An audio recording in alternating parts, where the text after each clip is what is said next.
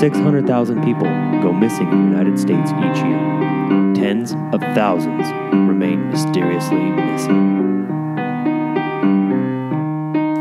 Hi, everyone. Hello, everyone. Welcome back to Mysteriously Missing. Today we are going to be talking about Zacharey Taylor Wilks, and he went missing on May 24th of 2017. 27 years old, and he was leaving his West Coast town in Lompoc and heading to Las Vegas, and he left at night.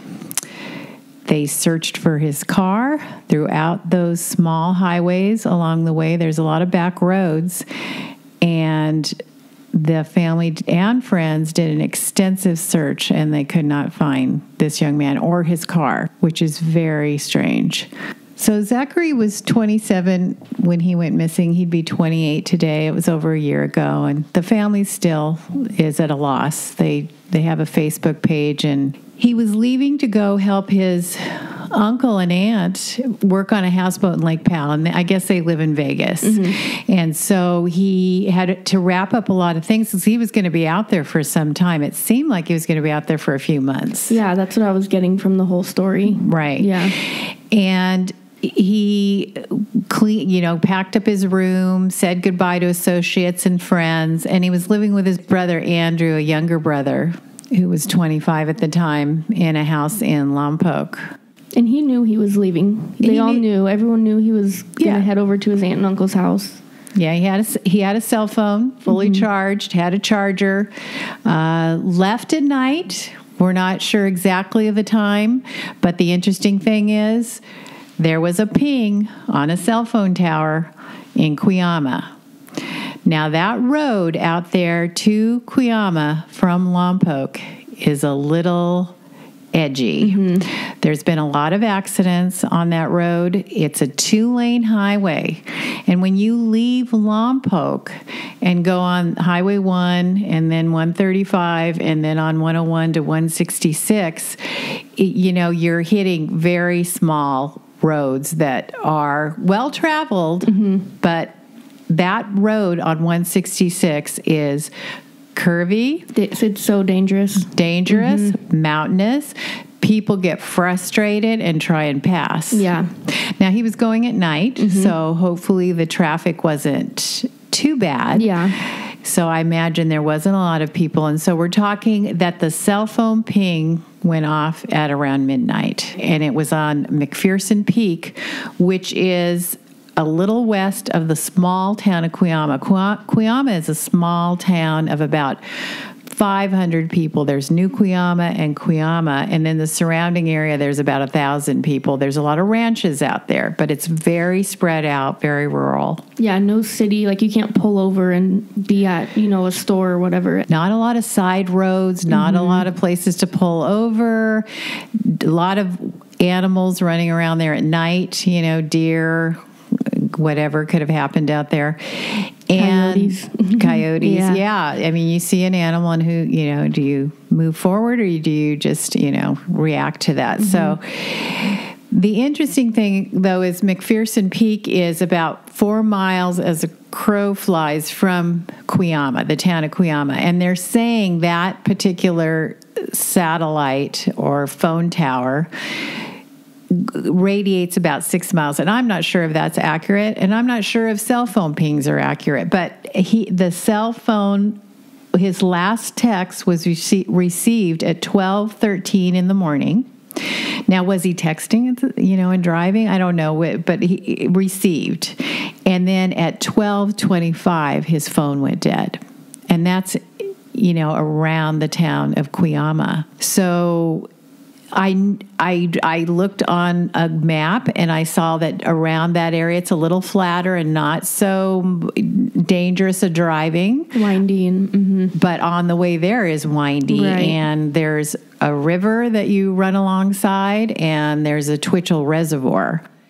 There has been accidents in the past where 2 highway patrol got caught in the river when the road washed out. But those were in years of a lot of rain, and I think there's been a lot of drought in that area and not a lot of water.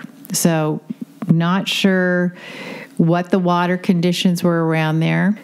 The family hired, they started a GoFundMe account, and they hired a drone to actually search the area.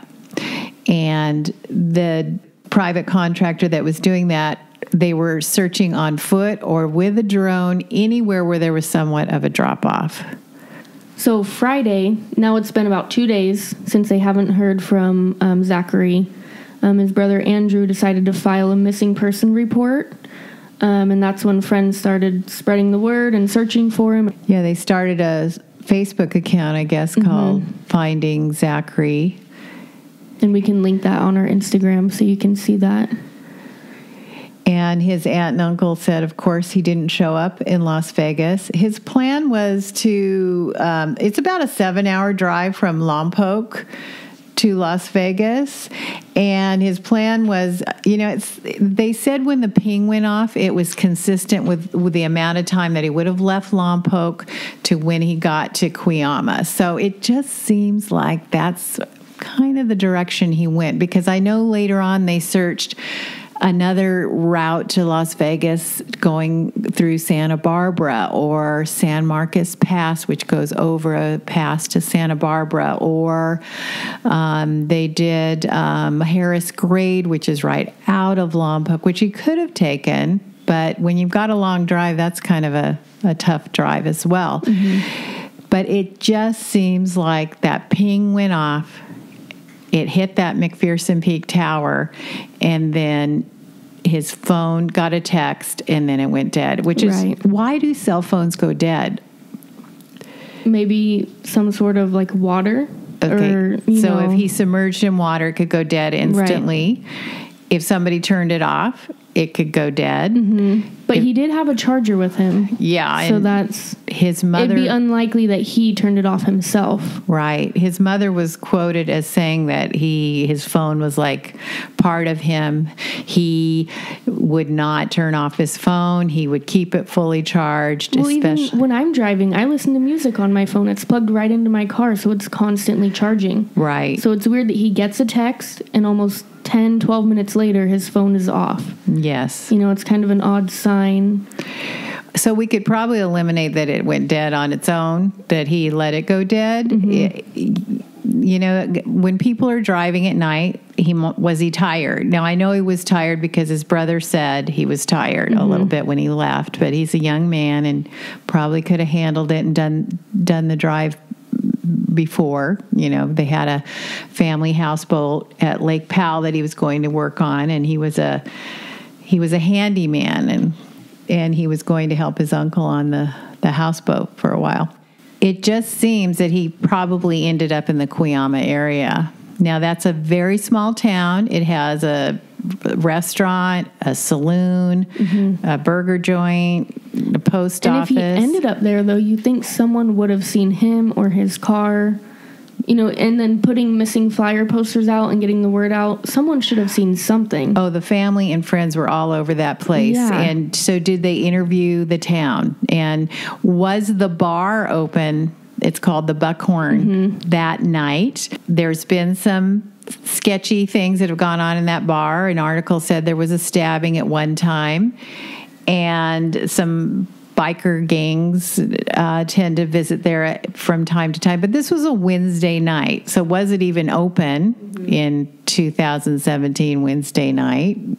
Yeah. And did he just stop there? It's an easy pullover right there in front of that bar and restaurant.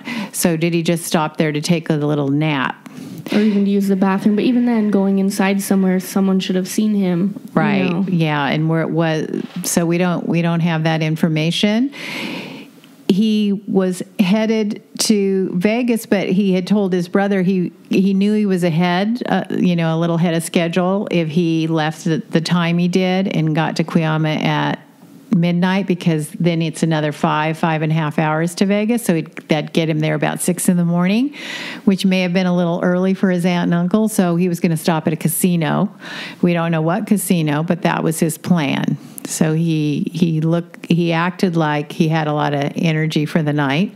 His mom is quoted as saying that he wasn't a drug user, he was in good health, a really nice man, well liked by everybody. Yeah, there's tons on his Facebook page. There's tons of people commenting weekly for updates, Yeah. So people are still almost a year and a couple months later, still looking for updates and anything. Yeah, very sad for the family and friends. Mm-hmm.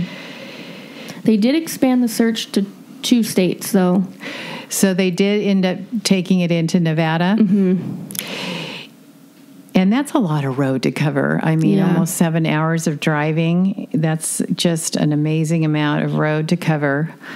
The Lompoc police said that they had about 4 reports that the car had been seen coming into them, because what they did is they put that 94 Honda Civic mm-hmm. out nationally. So if the license plate or VIN number got a hit, mm-hmm. it was going to register with the Lompoc police. Yeah. And they said that 4 reports came in that someone had seen the car, but they weren't actual hits. The leads were led to nowhere. So it's very odd that a car and this young man go missing, and right. we can't find the car. Right. You don't just have a missing person, you have a missing car. And I mean, it's so strange that you can't find either of them, because he could have pulled over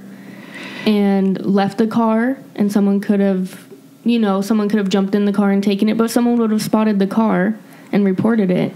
Now, if there was foul play and let's say something happened at the Buckhorn, or let's say he pulled over on a side ranch road and a rancher got upset, that's a little bit of the Wild West back there.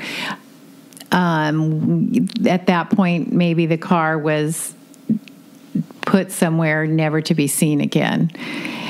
It's just odd that the family investigated that road, every inch of it, it seems like, with the drones, on foot, with cars, and they just cannot find any evidence. Was there skid marks on the road? It didn't sound like they had seen anything like that.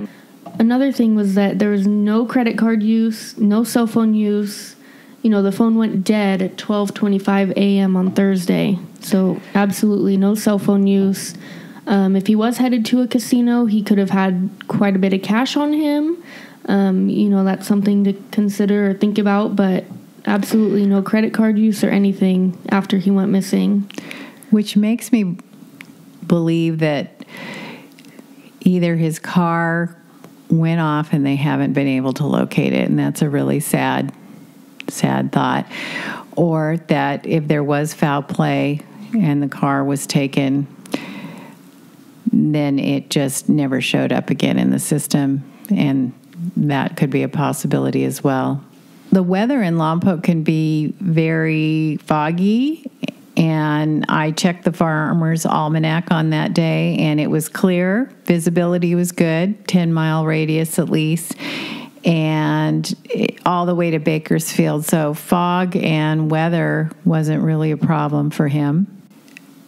They talked about him, his friends, being such a nice guy that he, the previous Thanksgiving, he had hosted 6 homeless people into his house to, he was just, they said he was just that kind of guy, that he was very kind and generous and always giving to others. He graduated from Olive Grove Charter School, and then he attended Allen Hancock College, and I believe he took a few classes there, which is a junior college in that area. Also on LinkedIn, I found a little resume type where he had worked at Old Mission Santa Barbara for about 2.5 years, and his objective on the LinkedIn that I saw sounded very intelligent. So he is a pretty sharp young man. So let's go back and kind of review everything. We have this young man. He's 27 years old at the time. 28 today. Mm-hmm. And it's about, it's a Wednesday, the 24th of May in 2017, and he's headed to Vegas to see his aunt and uncle. He left that evening Tired. Tired. He's driving, a Honda Civic. He's by himself. He leaves that night and is expected to arrive the next day. Next morning. And he doesn't show up. And from everything that we've researched, his phone gets a text message that morning, basically Thursday morning at 12:13 in the morning. And the next thing you know, his phone is turned off. Yeah, they determined it went dead 12 minutes later. I don't understand that. Yeah. And was that foul play? Because at that point, at Cuyama, where the Buckhorn is in that area, if the tower's 4 miles away and it goes to a 6 mile radius, and this may not be accurate, it may go further, it may go 20 miles, so who knows? But if that is the case, then was his cell phone turned off? Or maybe at that point. Yeah, or even texting and driving and, something happened, but in that area, I don't think there's a lot of water near the town of Cuyama, so why haven't we found the car? Right. So this man is very loved by his family and friends and very missed, and they just want to find out what happened to him. Yeah, so if anyone listening has any information, you can contact the Lompoc Police Department. Their phone number is 805-736-2341. And you can also email us at mysteriously-missing411@gmail.com. And you can follow any updates that we receive on our Instagram, which is Mysteriously Missing. Thanks for joining us. Thank you.